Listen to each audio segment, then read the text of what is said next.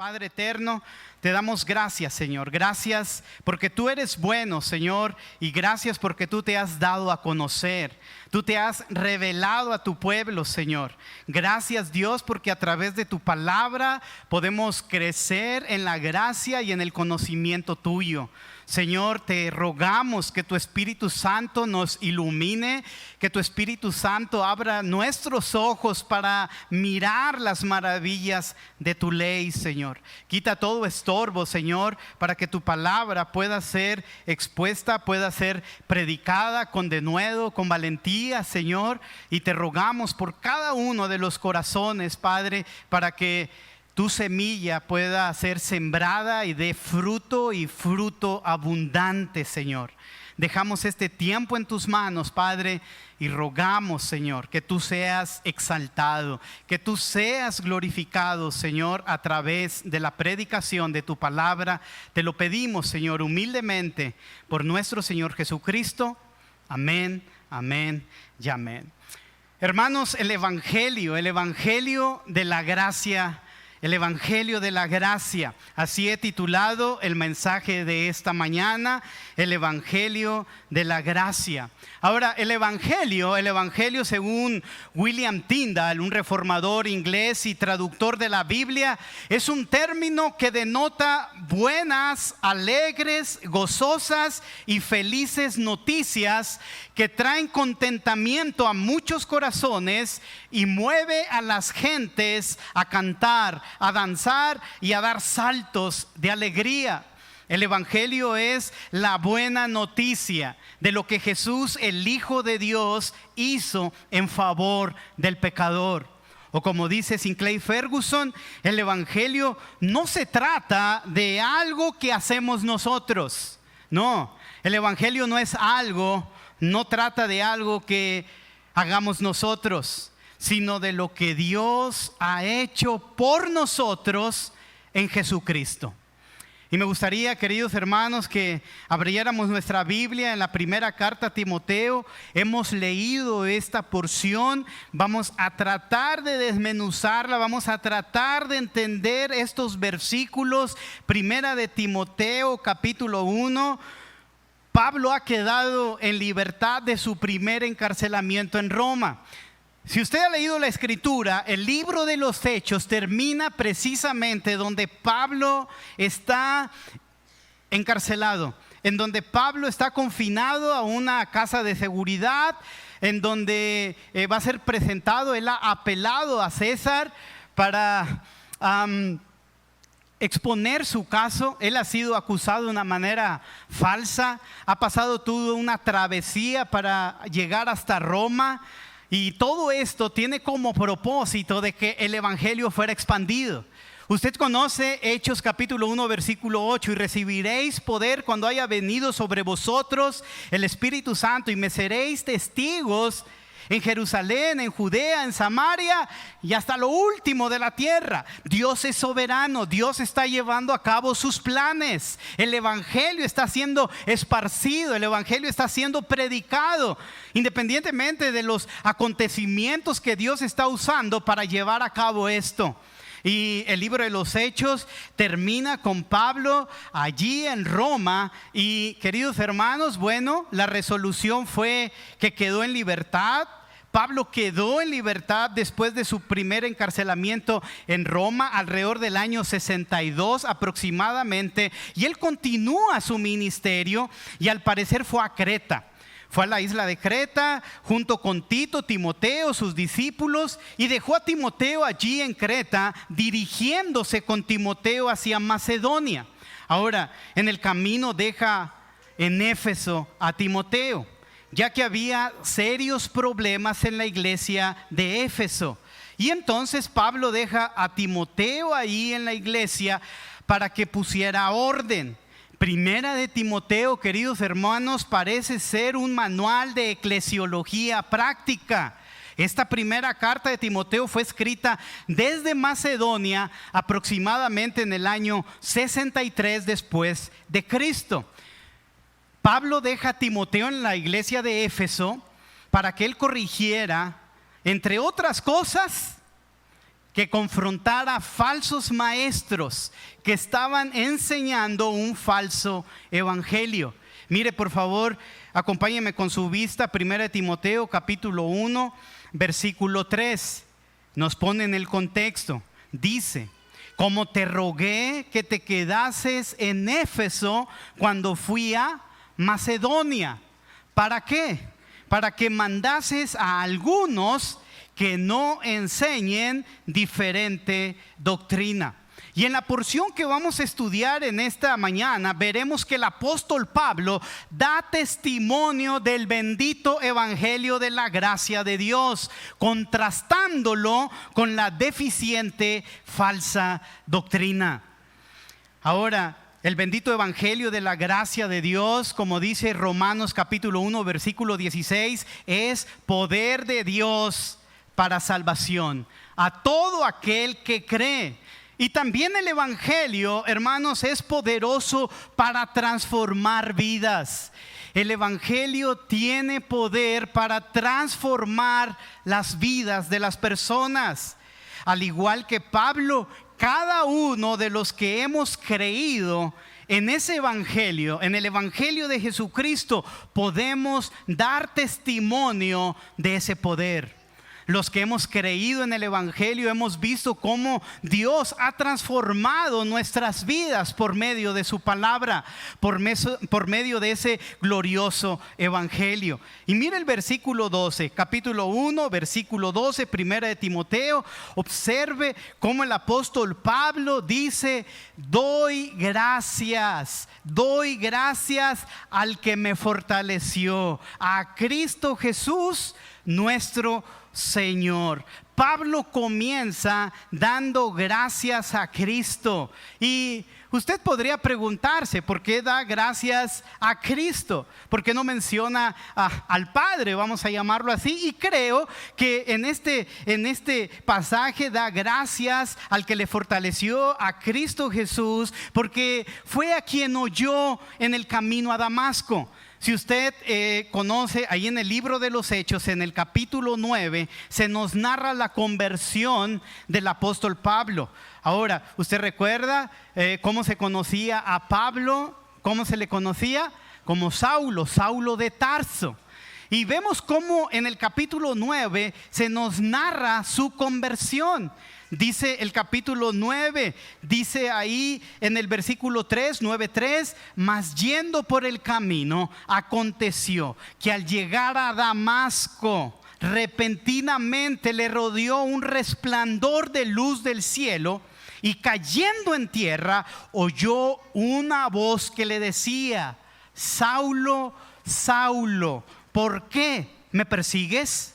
Y él dijo: ¿quién eres, Señor? Y le dijo: yo soy Jesús, a quien tú persigues. Dura cosa te es dar coces contra el aguijón.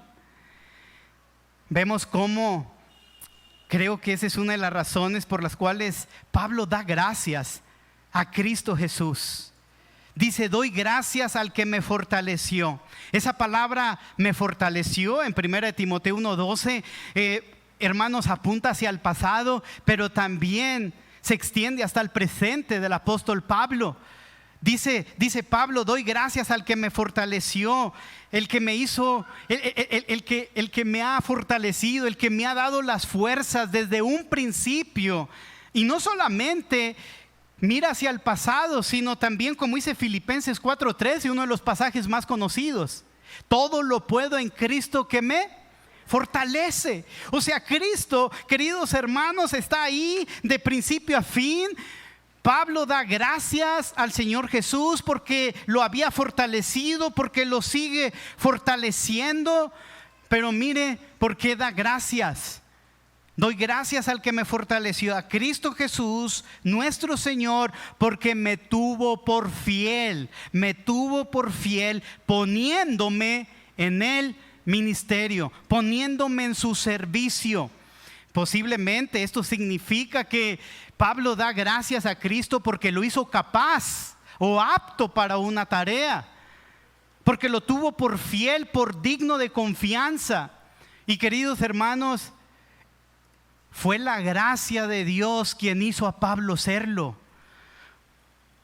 Pablo da gracias a Dios porque le dio el privilegio de servirle. Pablo, queridos hermanos, reconoce que no había nada en él, que es por la gracia de Dios. Dios no elige a una persona porque sea digna, sino por el hecho de elegirla es que la hace digna. El evangelio de la gracia te hace una persona agradecida. Observemos, hermanos, cómo aquí en el versículo 12 dice: doy gracias. Una de las evidencias de que una persona ha sido salva, una de las evidencias de que una persona ha creído en el evangelio, es que es una persona agradecida. Y no solamente una persona agradecida, sino el evangelio de Jesucristo te hace una persona humilde. Te hace una persona humilde. Y no solo eso, sino que también el evangelio de Jesucristo te permite ver el ministerio como lo que es un servicio, no una posición de la cual sacar ventaja o provecho. Entonces podemos ver que realmente el apóstol Pablo es una persona convertida, es una persona que ha puesto su fe en Jesucristo, es una persona que ha creído en el evangelio, y la evidencia de ello es que es una persona agradecida, es una persona humilde y es una persona que reconoce que servir a Dios es un privilegio que no merece.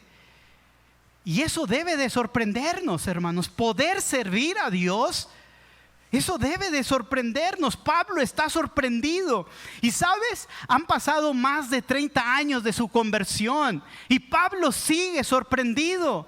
Queridos hermanos, eso es una gran bendición, que pueden pasar los años en Cristo y seguimos sorprendidos por la gracia de Dios. Seguimos sorprendidos por ese Dios grande y maravilloso. No deja de asombrarnos, no deja nuestro corazón no deja de sentir admiración por ese Dios grande y maravilloso en el cual hemos creído. ¿Y sabes qué es lo más sorprendente incluso para Pablo?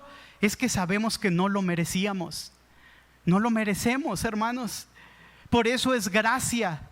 Es un favor completamente inmerecido. ¿Y sabes por qué no lo merecemos? Porque somos pecadores.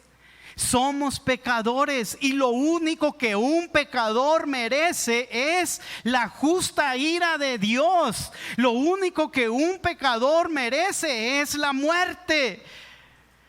Y debemos de sorprendernos que aun cuando lo que merecíamos es la muerte, porque la paga del pecado es muerte, fuimos llamados por Dios para ser parte de su familia, para ser parte de su pueblo.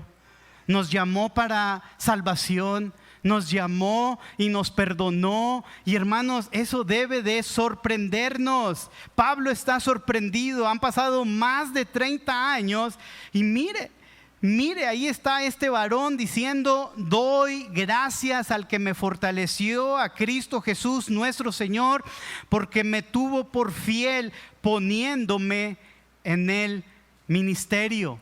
Y después se abre un paréntesis. El versículo 13, 14 y 15 es un paréntesis.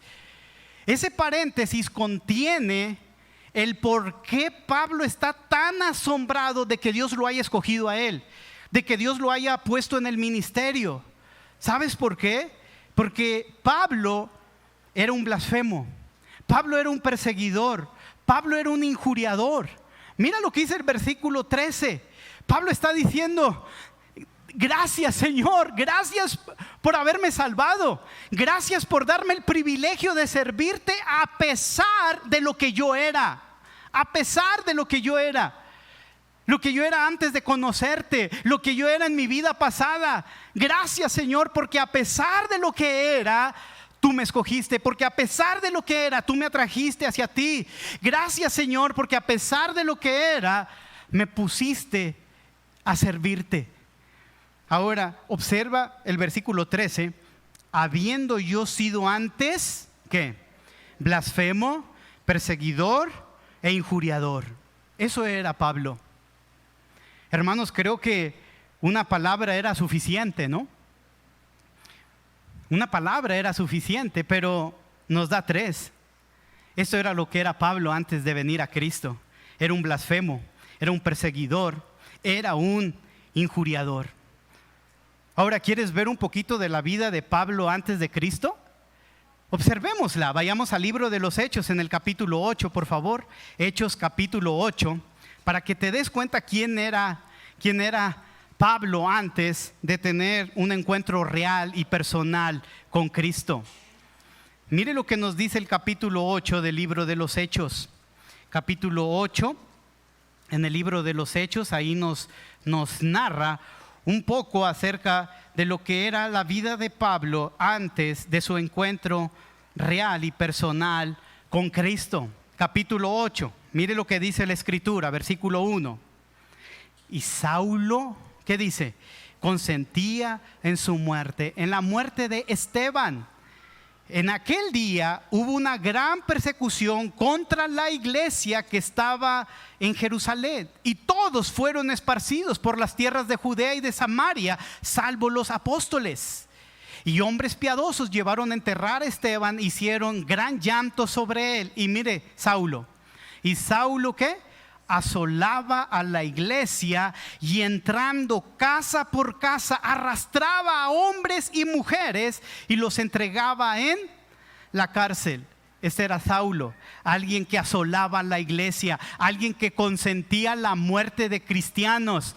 Capítulo 9, versículo 1. Saulo, respirando aún amenazas y muerte contra los discípulos del Señor, vino al sumo sacerdote y le pidió cartas para las sinagogas de Damasco, a fin de que si hallase algunos hombres o mujeres de este camino, los trajese presos a Jerusalén. Este es Pablo, alguien que respira amenazas contra los cristianos, alguien que desea matar a los cristianos, alguien que persigue a la iglesia de Jesucristo. Ahora, hermanos, ¿qué merece una persona así? ¿Qué merece una persona así?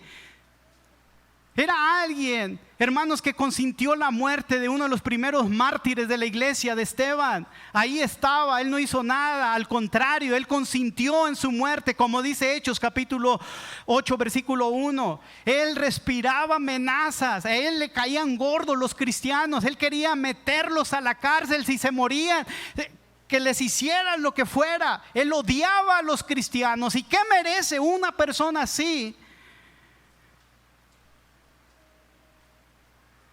Pero donde abundó el pecado, sobreabundó la gracia. Donde abundó el pecado, sobreabundó la gracia.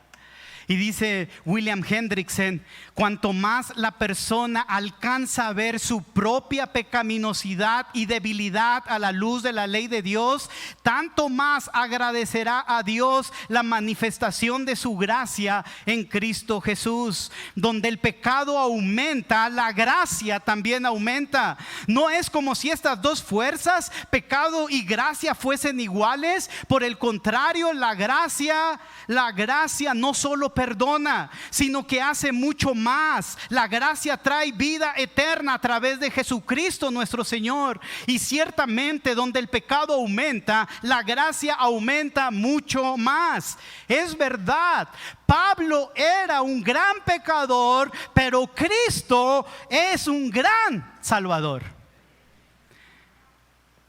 Hermanos, no importa lo que hayamos hecho en nuestra vida pasada, el Señor puede perdonarnos. No importa cómo era nuestra vida pasada. Pudiste haber sido, ¿qué te gusta? Lo que sea, hermanos. No estás descalificado.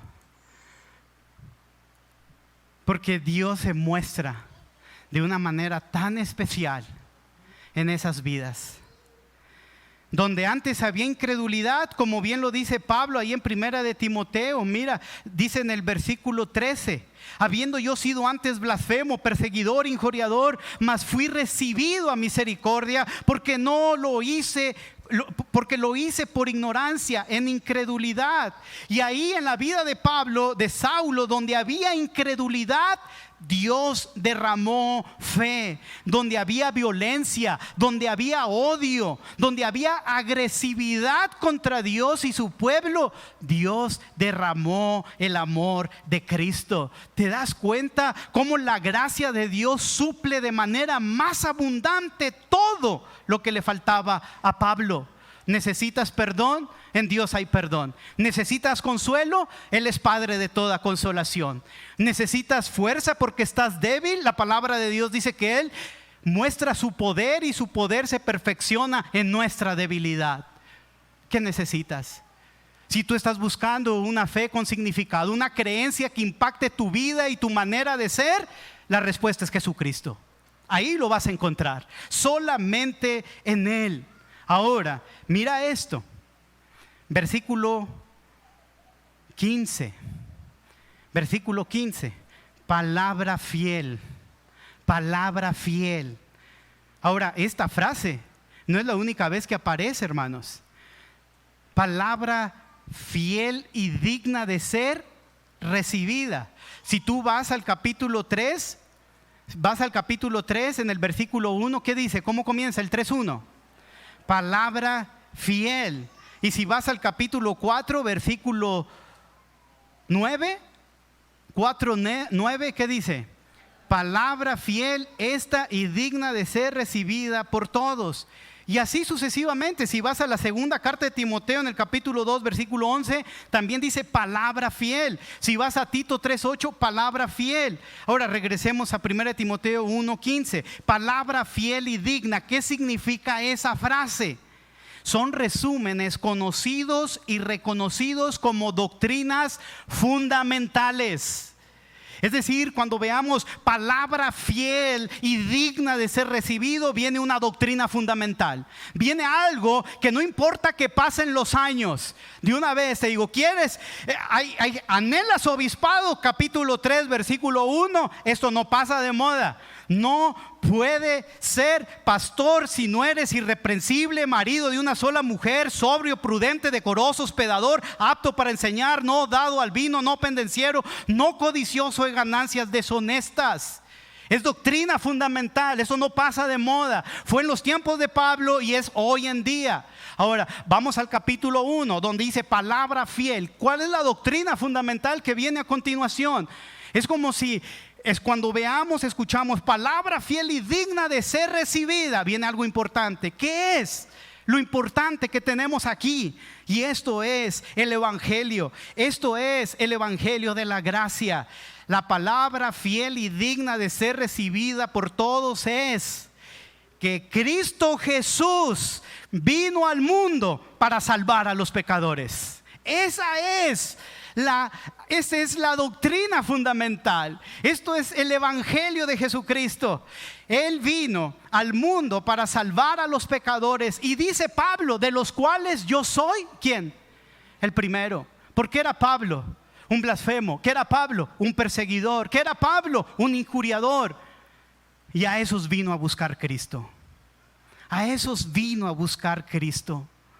Él vino al mundo para salvar a los pecadores. Y quiero que veamos 3 aspectos del evangelio de la gracia rápidamente.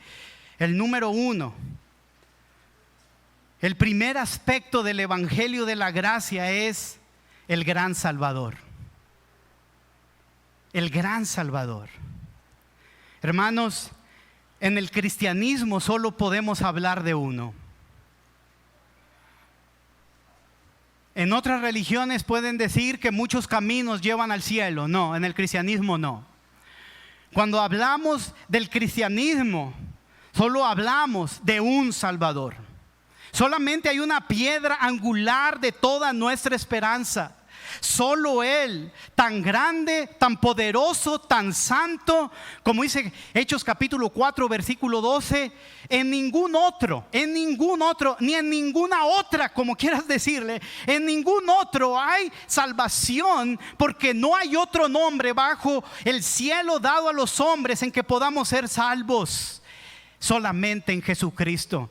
Jesucristo es la simiente prometida en el Génesis. Jesucristo es nuestro sumo sacerdote, nuestro rey, profeta. Jesucristo es el buen pastor. Él es la vid verdadera. Él es el paracleto, el abogado, el cordero de Dios, el león de la tribu de Judá. Él es el alfa y la omega, el principio y el fin. Él es el Emmanuel, Dios con todos nosotros. Él es el camino, Él es la verdad, Él es la vida. Él es el Hijo de Dios, es el Hijo del hombre. Él es el Hijo de David, Él es el Señor, Él es el Rey, Él es el Mesías, Él es el ungido, Él es el gran Salvador y es solo Jesucristo y no más.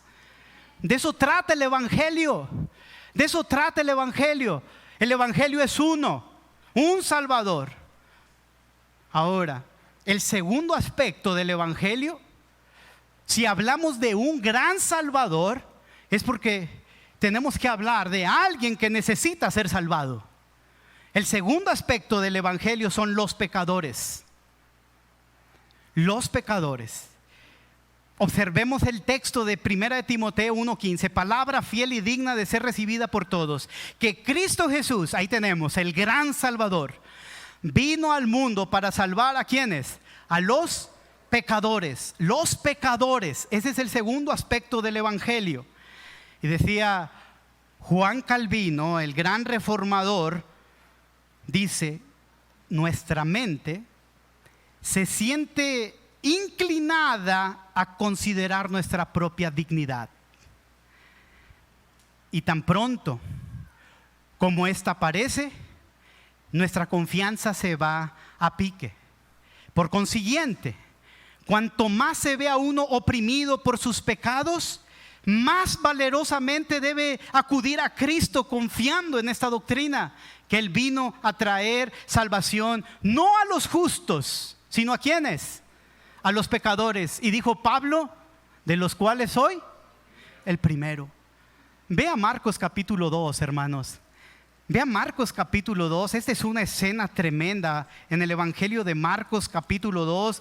Jesús ha comenzado su ministerio. Y mire esto, mire el versículo 15, el 2:15 del Evangelio de Marcos. Dice la Escritura en el Evangelio de Marcos capítulo 2, versículo 15. Aconteció que estando Jesús a la mesa en casa de él, de Leví, muchos publicanos y pecadores, repita conmigo, publicanos y estaban también a la mesa juntamente con Jesús y sus discípulos, porque había muchos que le habían seguido. Pero mire el otro cuadro, vea la otra escena, ahí están los escribas y los fariseos.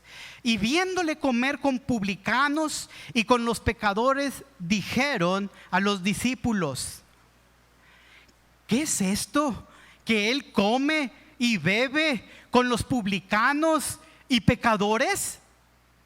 Al oír esto Jesús les dijo, los sanos no tienen necesidad de médico, sino los enfermos. No he venido a llamar a justos, sino a... Ahora, esos pecadores, mis queridos, esos pecadores pueden ser cualquiera. Esos pecadores pueden ser ricos, pueden ser pobres, pueden ser estudiados sin letras, de la ciudad, del campo, del oriente, de occidente, judíos, gentiles. Pueden ser jóvenes, pueden ser viejos, pueden ser hombres, mujeres. A todos los que Cristo vino a salvar son pecadores. Él vino a buscar, Él vino a salvar pecadores, conscientes de su maldad, conscientes de que son transgresores, conscientes de que son rebeldes, a los que están completamente muertos en sus delitos y pecados, como dice Efesios 2:1.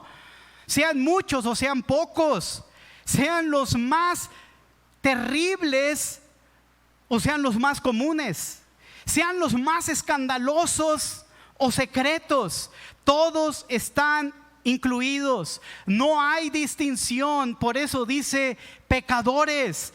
Y mientras una persona siga sintiendo que es bueno, mientras que una persona siga diciendo que es moralista, mientras que una persona siga diciendo no, yo no soy tan malo, déjame decirte algo.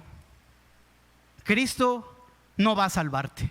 Porque Él no vino a salvar a justos. Él no vino a personas que se creen buenas. Él no vino a salvar a personas que creen que con sus obras pueden llegar al cielo. No, Jesucristo vino a buscar y a salvar pecadores. Y Pablo es un buen ejemplo de lo que era un pecador. ¿Qué era Pablo? ¿Blasfemo? ¿Qué era Pablo? ¿Injuriador? ¿Qué era Pablo? ¿Perseguidor? Y por eso el versículo 16 en la segunda parte, observen, dice el apóstol Pablo, para ejemplo de los que habrían de creer en Él para vida. Como ejemplo, hermanos, ahí está. Pablo era un gran pecador, pero Cristo es un gran Salvador. Y tal vez puedas llegar a pensar, es que, pastor, si usted supiera lo que yo he hecho, si usted supiera lo que yo he dicho, si usted conociera un poco mi vida, déjame decirte algo, no pienses que Cristo no está dispuesto a perdonarte. Lo que hayas hecho, si te arrepientes y crees en Él, hay perdón para ti. Si Cristo fue capaz de extender la mano y salvar a un pecador como Pablo, entonces no hay nadie que quede fuera del alcance de la misericordia de Dios. Solo arrepiéntete de tus pecados, arrepiéntete, déjalos, da vuelta, cambia tu manera de ser, de pensar y vuélvete a Cristo y dile: sálvame, te necesito porque soy un gran pecador. Y el último aspecto del evangelio es que se debe de recibir. Primer aspecto, el gran Salvador. Segundo aspecto, los pecadores. Tercer aspecto, el evangelio de la gracia se debe recibir.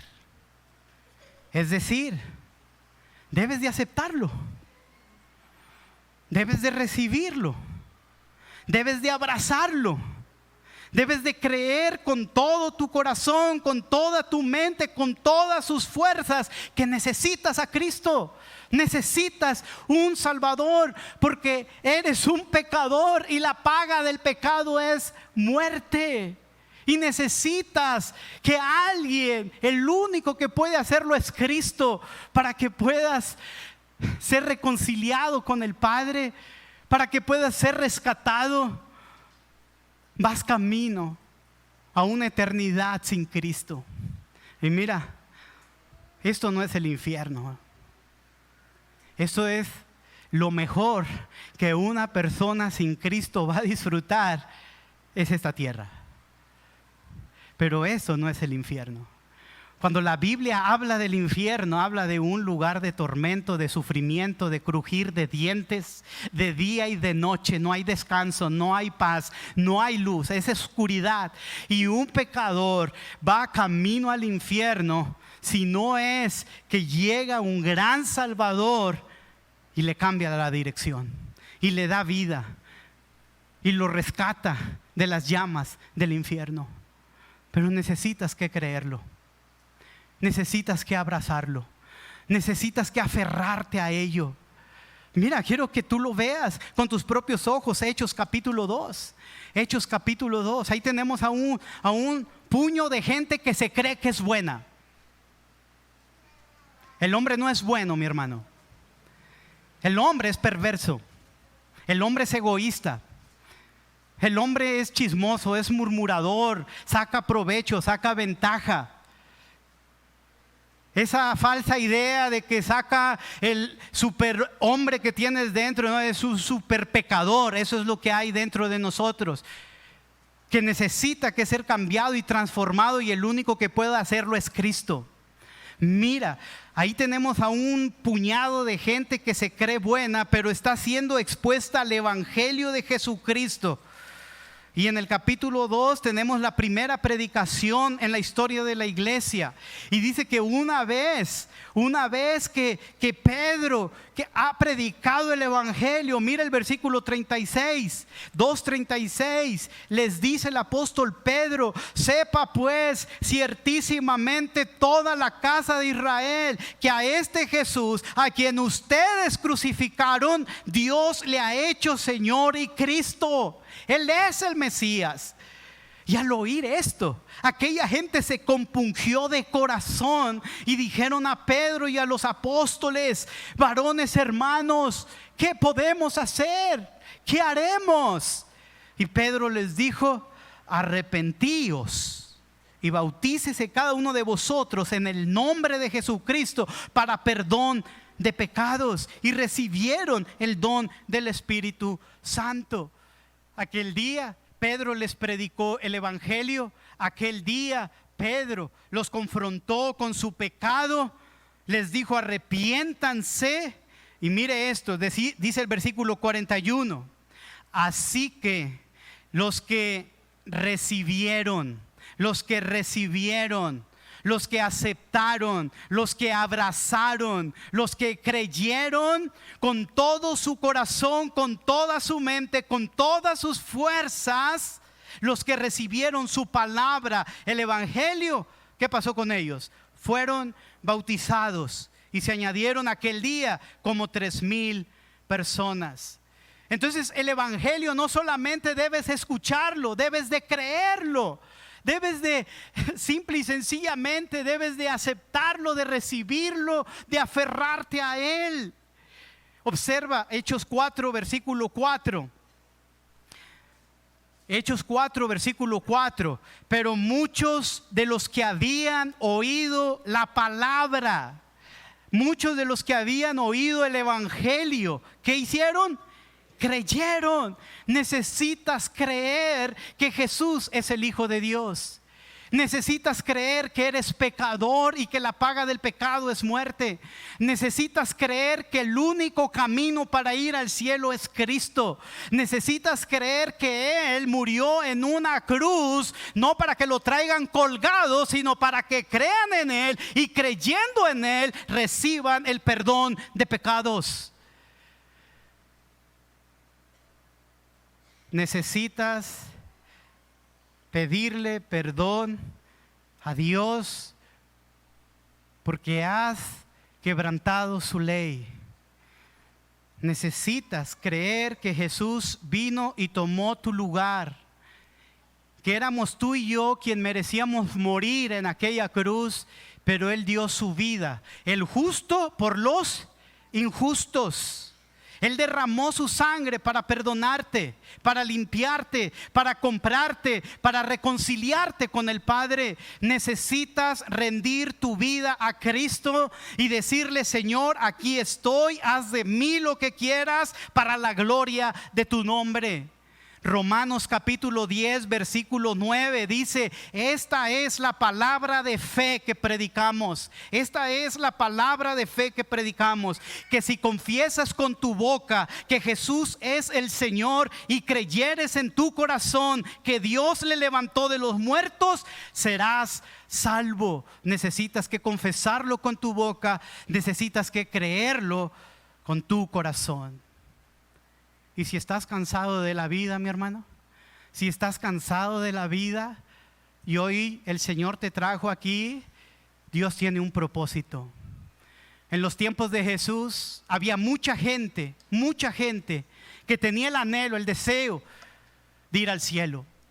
Y cuando le preguntaban a los escribas y a los fariseos: ¿cómo le hago para ir al cielo?, les recitaban 613 mandamientos más otros más que ya habían acumulado.